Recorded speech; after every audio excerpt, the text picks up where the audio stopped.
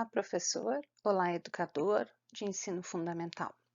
Hoje trazemos para vocês atividades didáticas para o episódio 6 do livro Alice no País das Ciências, um passeio pela história da física. Semanalmente, estamos disponibilizando no canal do YouTube do projeto Com Química das Crianças historinhas que envolvam ciências, na forma de podcasts. Estamos chegando ao final do livro e no episódio anterior Alice conhece um pouco mais sobre as pesquisas de Darwin e de Madame Curie. Nesse episódio, iremos conversar um pouco sobre Einstein e Planck, dois físicos importantes para a física moderna. O capítulo que a Alice está lendo tem como título A Fórmula de Einstein. E a proposta didática para o episódio 6 do livro traz atividades sobre a imagem do cientista e sobre o porquê do céu ser azul. Albert Einstein, que é um dos cientistas retratado nesse episódio, é um dos cientistas que demonstrou que o espaço e o tempo não são iguais para todos, criando a teoria da relatividade, que revolucionou a história da física. Einstein também nos disse que a matéria pode se converter em energia, mas ele também explicou o porquê da cor do céu ser azul durante o dia e ao pôr do sol ficar mais avermelhado.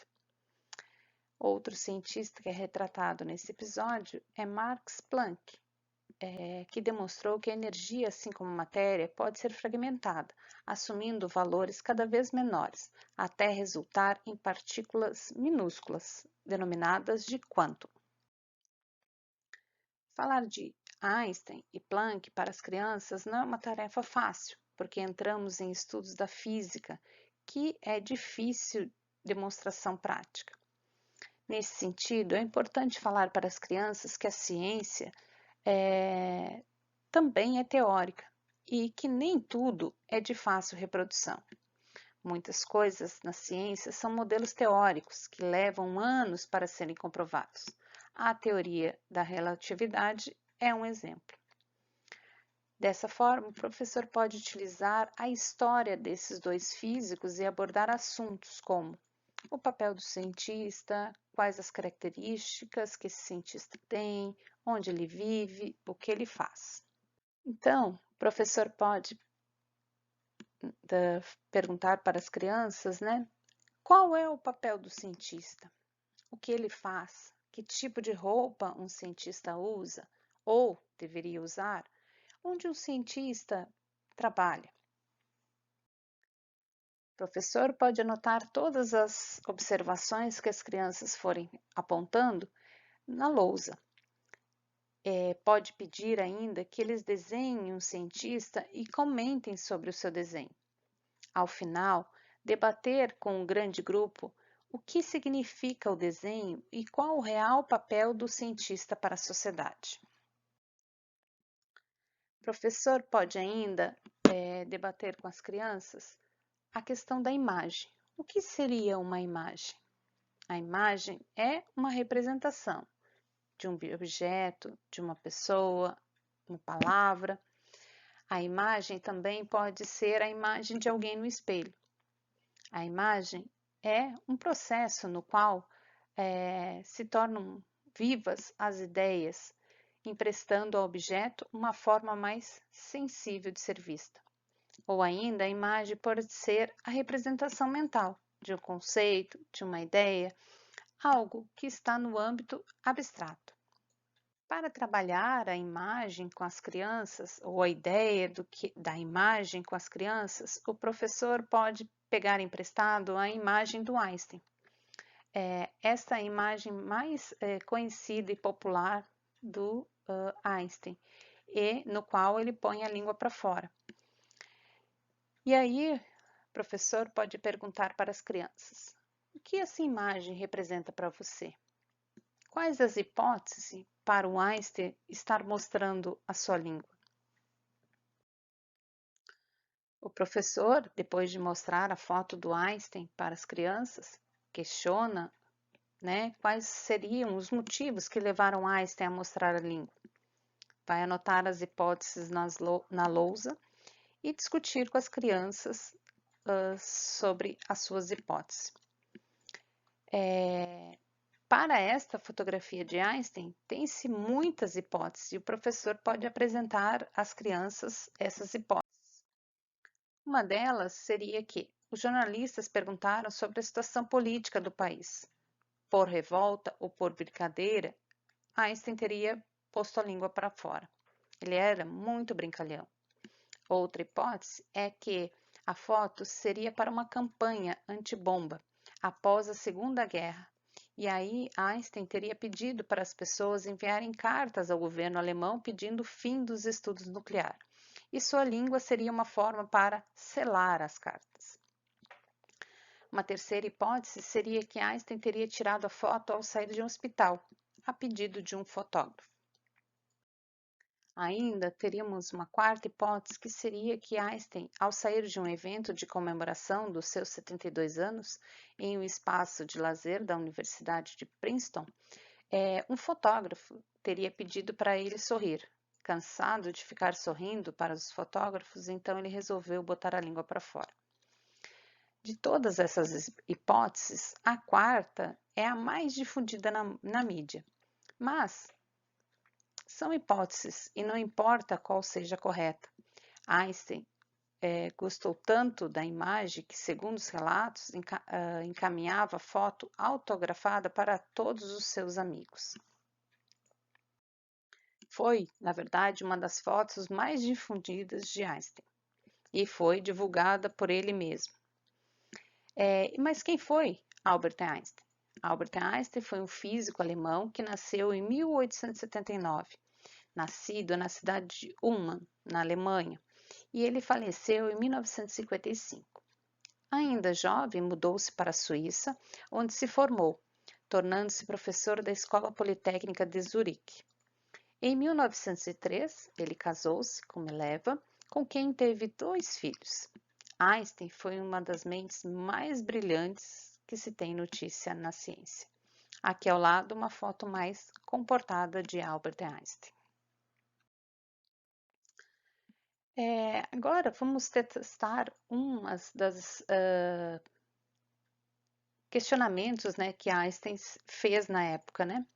Ele tentou explicar por que o céu era azul durante o dia e ficava mais avermelhado, alaranjado ao final da tarde. Para isso, os materiais necessários seriam um recipiente de vidro transparente, que pode ser tipo um de aquário ou um recipiente de vidro grande, uma lanterna e um pouco de leite. Para isso, o professor vai encher esse frasco de vidro, né, com água limpa, vai direcionar a lanterna para esse frasco e vai observar que o feixe de luz vai atravessar o frasco contendo a água. Vai perguntar para as crianças o que elas observaram. Depois desse procedimento, o professor vai colocar algumas gotas de leite ou então uma colherinha pequena de leite. Essa quantidade de leite que vai ser colocada na água vai depender do tamanho do recipiente. Então, aconselhamos o professor a testar antes do experimento para observar os resultados e na hora saber exatamente a quantidade que será utilizada. Pedir depois dessa atividade, depois de ter colocado o leite na água e direcionar a lanterna para o recipiente, perguntar novamente para as crianças: o que vocês observaram? O professor pode ainda acrescentar mais leite e ver que o efeito pode ficar mais acentuado. Aqui trazemos então as imagens do experimento que pode ser feito, então com a lanterna, o frasco de vidro e a água limpa, né? Num primeiro experimento, então, a lanterna apontando, né, para o frasco e a luz atravessando todo o frasco, e ali na figura B temos então o feixe de luz atravessando todo pelo frasco de vidro. Aqui nós temos então na figura C é o frasco de vidro, já contendo uma quantidade de leite, que podemos observar que ele tem uma cor mais azulada. E na figura D, então, temos atravessando, quando o feixe de luz da lanterna atravessou esse frasco de vidro, na parede, então, apresenta, né, uma cor mais alaranjada, vermelha. A fotografia, lembrando que a fotografia às vezes nem sempre representa com certa nitidez ao fenômeno observado. Então, aqui pode não parecer tão clara a cor azul e nem a cor tão alaranjada, por isso que pedimos então para o professor testar antes o experimento, pois a quantidade de leite e o tipo de leite influencia na observação das cores. Aqui temos então a imagem do feixe de luz mais alaranjado, né, mais acentuado, e visto de cima, então, tanto a cor azul do frasco de vidro, quanto da luz, do feixe de luz alaranjado na parede. E na segunda fotografia, então, temos só apenas o feixe de luz mais alaranjado. Qual é a explicação para esse experimento? Quando apontamos a lanterna para a água limpa, o feixe de luz atravessa a água direto até sair do outro lado. Dessa forma, não enxergamos, não chegando luz aos nossos olhos. Ao adicionarmos leite, partículas microscópicas de gordura do leite dispersam a luz. Então, quando a lanterna passa por esse frasco que contém as partículas de gordura do leite, elas espalham em todas as direções a luz. Mas não é só isso. A luz branca que sai da lanterna é formada por todas as cores. Então, o feixe que vimos de lado ou na parte de cima é azul, e o feixe que vimos na frente, ali na parede, é em tons de alaranjado, avermelhado, dependendo da quantidade de leite que foi acrescentado no frasco de vidro. As cores próximas do azul são mais dispersas, por isso o feixe visto de lado fica azul, já que essa cor é espalhada por todos os lados. Já os tons laranjas e avermelhados são pouco dispersos e quando vemos de frente fica em um tom mais alaranjado. Mas o que esse experimento com o leite e a água tem de relação com a cor do céu e com Einstein? A água com leite faz o papel do céu, que é a atmosfera, e fica azul por causa da dispersão da luz da lanterna pelo leite, enquanto o céu que enxergamos é azul devido à dispersão da luz do Sol pela atmosfera. E foi Albert Einstein que percebeu o papel fundamental das flutuações na explicação da cor do céu. Então, essa é uma proposta baseada em experimentos de Albert Einstein. Agora, vamos conhecer um outro físico, Max Ludwig Planck, que nasceu em 23 de abril de 1858, na cidade de Kiel, norte da Alemanha. O cientista morreu em 4 de outubro de 1947, em Göttingen, aos 89 anos. Sua família tinha tradição no ensino. Seu pai lecionava direito, o avô e o bisavô tinham sido teólogos. Max logo demonstrou talentos diversos, tanto para a música quanto para as línguas antigas, a matemática e a física. Ao lado, então, temos uma foto de Max Planck. Planck foi um cientista que trouxe a explicação para o corpo negro.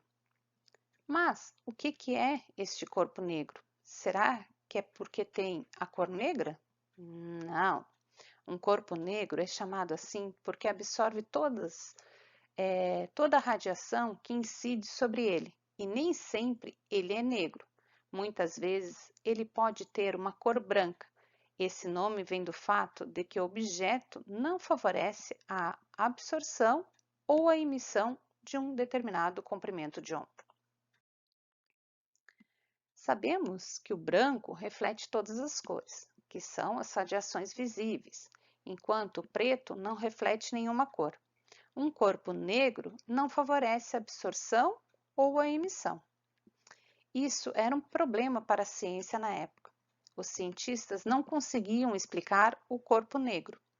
A explicação veio em 1900 pelo físico e matemático alemão Max Planck.